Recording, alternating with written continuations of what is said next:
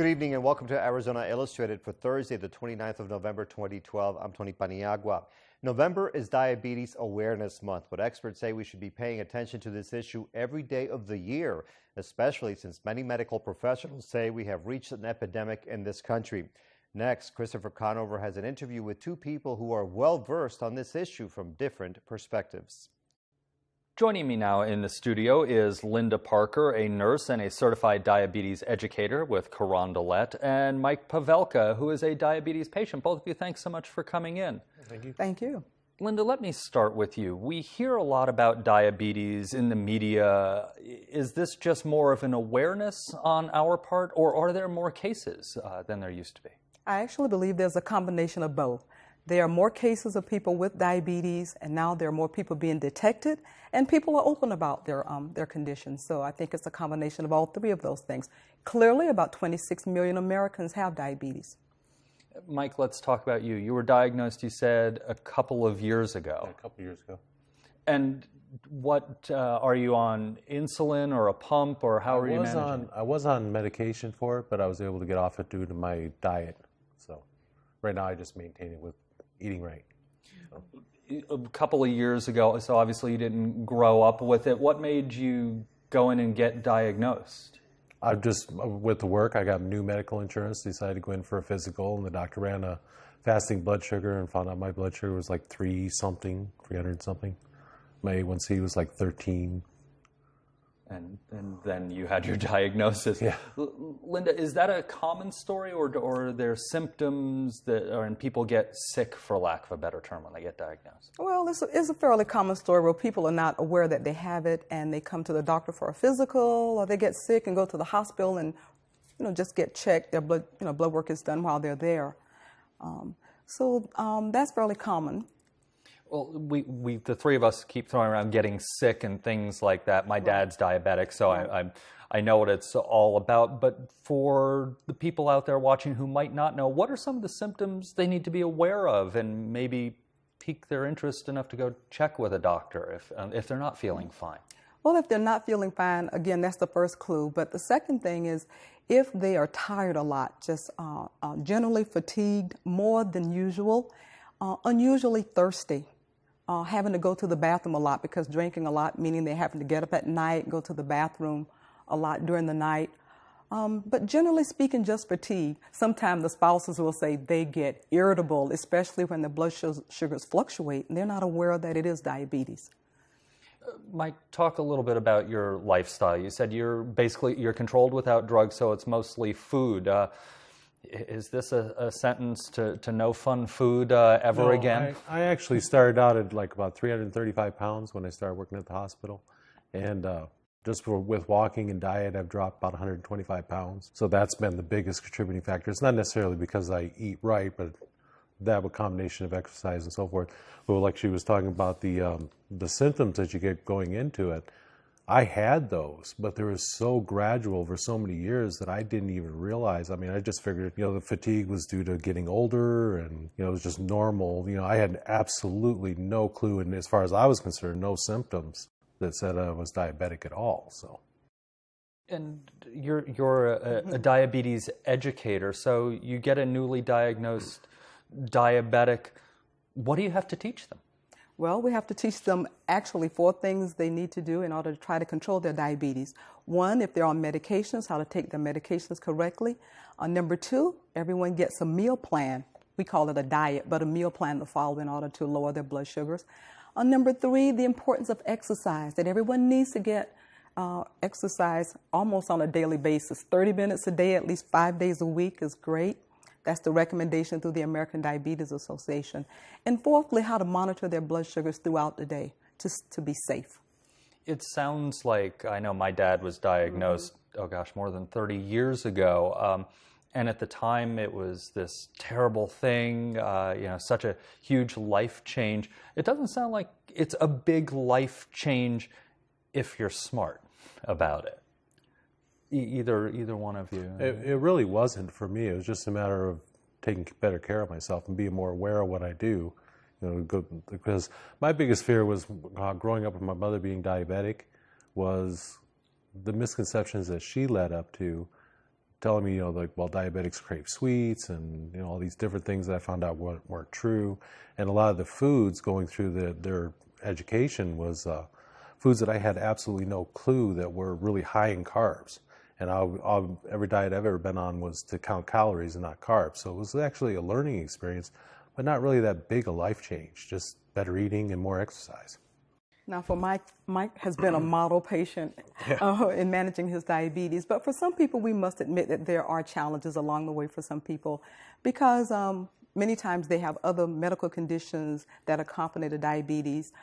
Plus, sometimes they're depressed and other medical conditions because of their age. And it sounds like, again, I don't necessarily want to cast this as a positive because diabetes is a medical condition. It must be watched. But in Mike's case, he lost weight, eating better, exercising, which is good for everybody. So it sounds like there are some positives, if you will, to catching it early.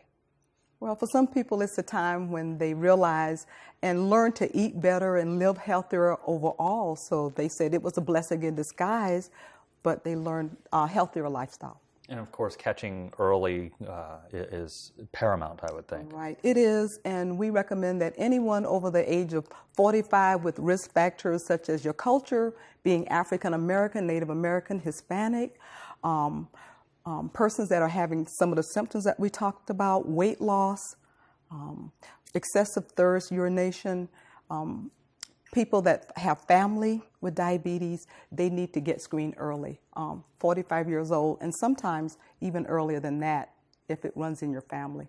If you have a first-degree relative, mother, father, sister, or brother. All right. Well, both of you, thanks so much for coming in. We appreciate your time and sharing your stories. Thank you. Thank you. It's nice to be here today. Exercise and proper nutrition are said to be excellent weapons against diabetes and other diseases, and many people will be gathering on Saturday to spread this message here in Tucson. They are taking part in a 5-kilometer run to try to raise awareness and education. Joining us now is Mary Atkinson. She is the Director of Food and Nutrition Services at Tucson Medical Center. Mary, thanks for being here. Good to be here. So the run that's going to be happening on Saturday at TMC is called Color Vibe. Where does that name come from, and what's the objective? Color Vibe is a race that tries to infuse color into a running event. The objective of the race is to start with a clean white shirt and end with a colorful tie-dyed shirt. So over the course of that 5K or 3.1 mile race, there's 4 or 5 stations where they can get splotched with color, and throughout the course they get different colors, and in the end they're vibrantly colored. And it's a way to bring families together, make it a kid-friendly event, and it's can be competitive, I guess, but it's just more of a fun way to get people active and outdoors and doing things. Okay, and one of the beneficiaries, or actually the race will benefit Girls on the Run. What is this organization all about? Girls on the Run is a fabulous program that we started in Tucson. It's part of a national organization that there are sites in every state. Here in Tucson, we are currently in 16 of the elementary schools. The idea behind the program is to target girls in grades 3 through 5, and it is empowering them to be themselves, be proud of who they are, inspire them to live healthy and happy lives through fun activities that generally are focused on running. So they may do an activity of telephone while they run, while they learn about gossip and why gossip is bad, and in the course they will run a mile, perhaps during that event. At the end of the program, they run 5K as a kind of culminating event that they are so proud of themselves that they've finished this race. Oh, okay. So obviously you, as a registered dietitian, you are well aware of the importance of eating healthy diets. Mm-hmm. We just finished Thanksgiving, and now many people will be celebrating Christmas, Hanukkah, other holidays. What is your advice for safe eating during these days? Safe eating. Well, during the holiday season, it's inevitable that we will have parties to attend. So some of those recommendations that would go with the parties is perhaps eat before you go to the party, something that you know is going to be healthy and maybe a bit lower in calorie than some of the foods you might find at the party. You can also bring items to the party that you know are healthy, so that you know there will be at least one item there that you can indulge in. And always carry a beverage with you when you're at the party so that you're not tempted to snack and pick up other things. Beverage being something like water or a spritzer or something that's lower in calories. The other thing to not forget during the holiday season is, although food is to be enjoyed, that we still are mindful of eating everything in moderation, that we're still eating plenty of fruits and vegetables, that we're eating a balanced diet, and try to focus on small, frequent meals so that you're not saving up for that one big party that you have at the end of the day, and then you overindulge and you feel awful, and you've probably consumed more calories than had you eaten 3 squares prior to the party and just had a few nibbles at the party. We were speaking prior to the interview about the importance of portion size, because it seems like, you know, when you see a dish, it looks like, well, that's just a normal portion, but it really isn't. It's a lot more than we should be consuming, right? Right. Well, in restaurants now you can supersize everything, and restaurants' portion sizes have increased dramatically over the past decade, at least doubling in size. So if you were to take a measuring cup, you had mentioned that you started using measuring cups. One portion of pasta, for instance, is half a cup. But when you go to a restaurant, you're seeing at least 2 to 3 cups worth of pasta. So that's, 6 servings that you're getting right there. And in your mind, it's on one plate, so that's 1 serving. So a good recommendation would be, if you're going to a restaurant, is split a meal with somebody or ask for a to-go box right when you receive your meal. Put half of it away, out of sight, out of mind, so you're not tempted to nibble and pick on what would otherwise be a second portion. All right, Mary Atkinson, the Director of Food and Nutrition Services at Tucson Medical Center. Thank you for being here, and good luck to you in the new year. Thank you. You too.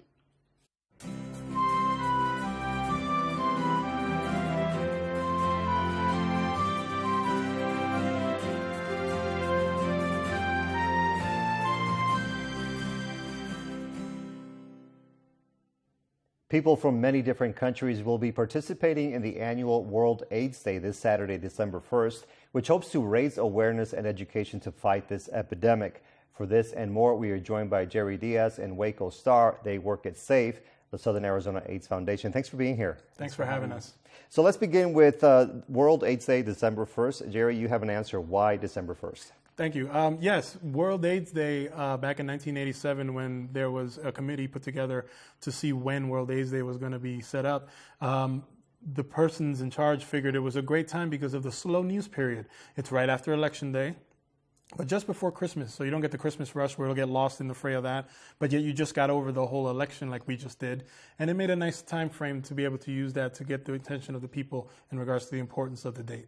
And Waco, what's going to be happening locally as far as World AIDS Day? Well, the event is going to be actually happening downtown at the historical Congress Hotel. The event starts at 4 o'clock, and we're going to have artists, different events going on, different people that are going to be performances, different kinds of things like that. So come on down. It's going to be a great event. Jerry, you were a volunteer before you became an employee at the Southern Arizona AIDS Foundation. A lot of people have been hearing about AIDS for decades now. Why does this remain really important, very imperative that people continue to be informed?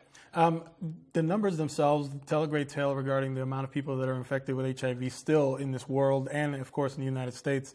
One of the more important things is the way it's progressed. HIV has become a disease from where you got AIDS back in the 80s and you passed away within months, to one that on average, you can live over 42 years with proper medication and living correctly. And there's a generation that got caught in the middle of that time period who are not aware of the ramifications of HIV/AIDS if you don't take care of it. So it's still important to bring it up to say, A, AIDS is still here, HIV is still here, and B, there's all these great progresses that have happened in the last just 15 years that are important to know about the epidemic. And one of the groups I know that everybody's concerned about is the Hispanic population, the Latino population. National Latino AIDS Awareness Day just celebrated its 10th anniversary this year. Waco, why do you feel it's important to have outreach for different segments of the community? Well, I think with us being here in the Southwest and having the high Hispanic population here, we definitely need to get the word out there to all the different communities, not just the Latino community, but very in general in that one. I know that in the past, some segments of the population that did not really want to embrace this topic, they wanted to avoid it. Do you find that has changed, Waco? Well, I think the stigma of HIV and AIDS is definitely being diluted years by year, and SAFE being one of the main ones being out there to help destigmatize this disease. is definitely working. And Jerry, you are also working with another segment of the population, African Americans and adolescents. Mm-hmm. African Americans make up, although they're only a small percentage of the actual national population, make up almost half of the new cases that are coming into the United States. And that includes, of course, people coming from African nations, but also our African American community here in town. And within the other numbers is the 14 to 22 range, which is right now finding out that 1 in 5 people from 14 to 22 are not aware that they're even infected with HIV. And that's a really important number because at that younger age, we can do a lot more for treatment and help that person live a very happy life without any stigma, without any connotations of the disease that would come if they didn't take care of it at that early age. So I would imagine, Waco, that you encourage testing as well as part of your education outreach. Tell us a little bit about the options, please, here locally. So here in Tucson, we have the Southern Arizona AIDS Foundation, which does testing through the week, Monday through Fridays. They can call and make an appointment. COPE Behavioral Services also does free HIV testing. Pima County Health Department, Teresa Lee, located off of I-10 and Congress, does free HIV testing, a sliding scale. We'll also be having free HIV testing at the event itself on Saturday from 4 to 10. And COPE and SAFE will be heading up that. All right, Jerry, and if people can take away something from World AIDS Day this Saturday, December 1st, what would you say that should be? I think it'd be that AIDS is still here. And we want to make sure that we keep reminding that AIDS is still here so that funding comes from the right sources and that people are just aware of it. And all that we've learned about AIDS and HIV continues to go on. And we hope that in the future, one day we'll be celebrating World AIDS Day as the day that we can say we got rid of the disease, and it'll be more of a commemoration than an actual remembrance of those people who lived with the disease. All right, Jerry Diaz and Waco Starr, Education Specialist at Southern Arizona AIDS Foundation. Thank you very much. Thank you. Thank you, Tom.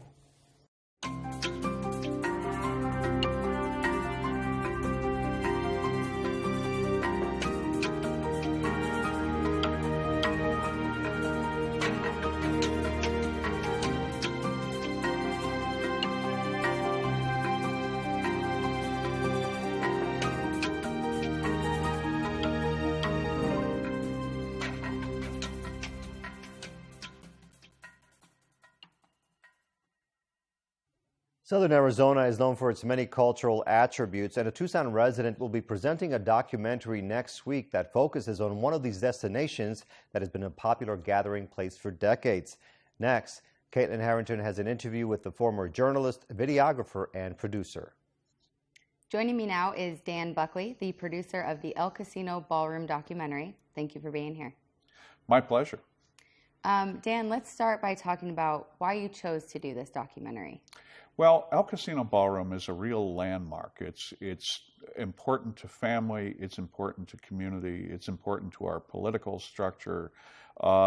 It's just a truly historic building and a place where real landmark work with tolerance of all sorts has happened since 1947.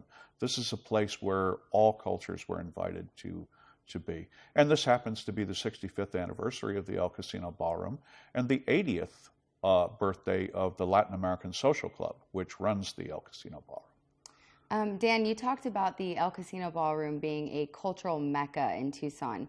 In addition to it being a spot for Latino Americans, you said this was actually a bigger place for every culture in Tucson. Can you talk about that? Sure. Back in the 50s, when black bands in particular were unable to play a lot of the white clubs, we saw Little Richard and Ike and Tina Turner and James Brown and the Motown Revues and all of those travel through El Casino Ballroom, in part because it had the biggest dance floor in the state of Arizona, but also just because it was a welcoming place for that culture as well. And just this past year, while I was shooting, one of the things I shot was a stand-up comedy of Islamic stand-up comics called The Muslims Are Coming. And they packed the house.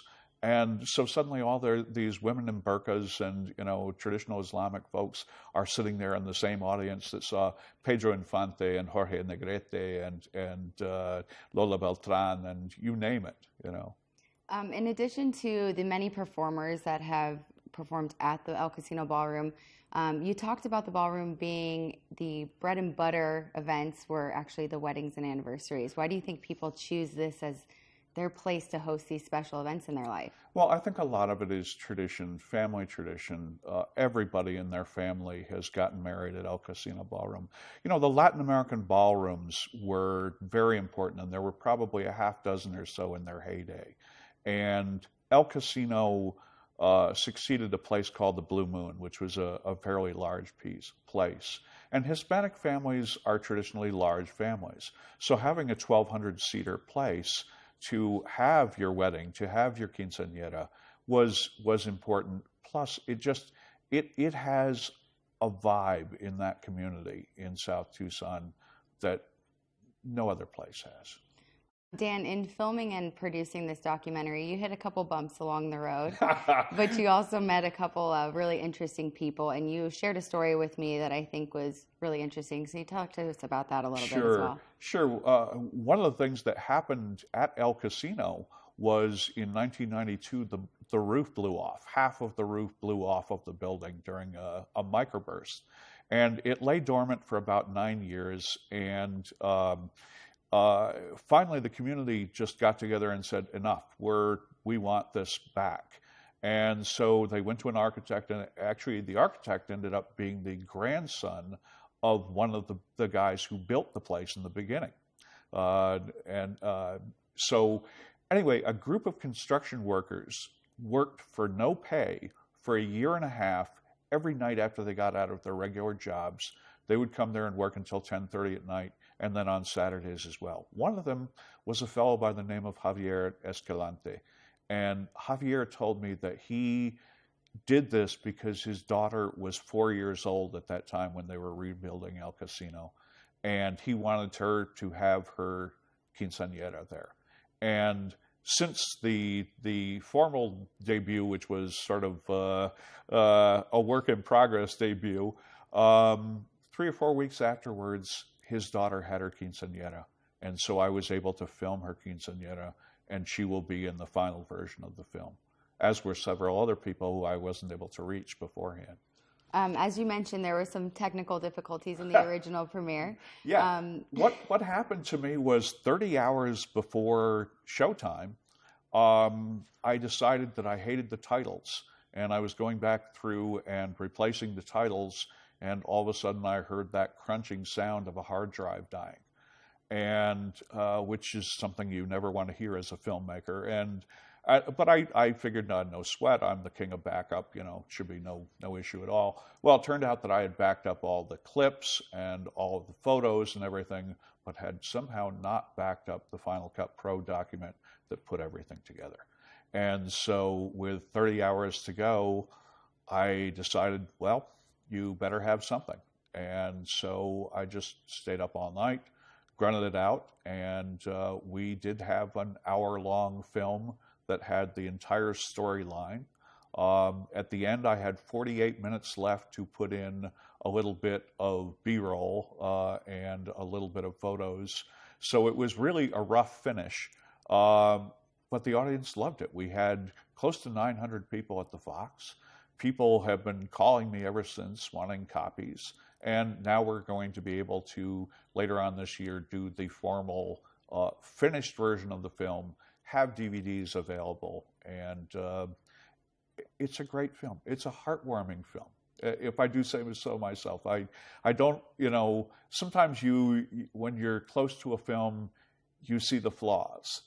But on this one, all I see is just the heart and soul of Tucson, which is what I called it. Tucson's heart and soul, El Casino Ballroom. Dan, I want to thank you so much for joining me today, and we'll link all the information so that our audience can go and catch the re-premiere of your documentary. Thank you so much. Pleasure. The film is premiering the night of Saturday, December 8th at a very appropriate location, El Casino Ballroom, and it will be followed by a party. More information is online at danielbuckleyarts.com. Now we go to our weekly segment from Damian Klinko, the president of the Tucson Historic Preservation Foundation. Klinko tells us about the many cultural and architectural treasures in our region.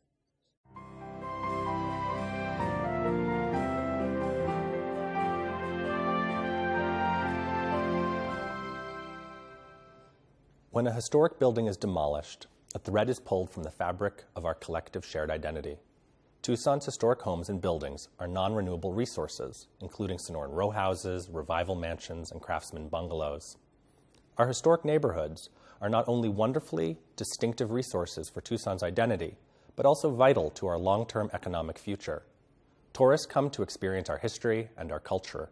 Heritage tourists spend more money and stay longer than other tourists.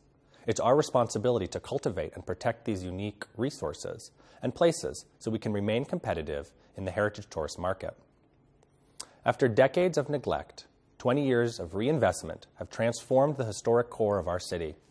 The neighborhoods of West University, Armory Park, and Barrio Viejo have become some of the most desirable places to live in Tucson. These historic districts are protected by historic preservation zoning, a public-private partnership that ensures the preservation of this unique sense of place. Although these neighborhoods have undergone massive private reinvestment, other nearby historic districts have been less fortunate, left without protective zoning, and under pressure from various development interests. Neighbors in these other districts have made the same investment, but have no assurance that the house next door won't be purchased, demolished, and replaced with mini dorms. Imagine buying a historic bungalow, investing large amounts of money and other resources into restoration, and seeing the wonderful house next door replaced with a 2-story building, a front 3-car garage, now home to 7 students. Imagine every house on your block undergoing this transformation. This destruction of our community is happening at an alarming rate in the neighborhoods surrounding the University of Arizona. Neighborhood groups are fighting back, but our community needs to voice its outrage to city leaders and implore them to take action to stop this irrevocable damage to our city's future.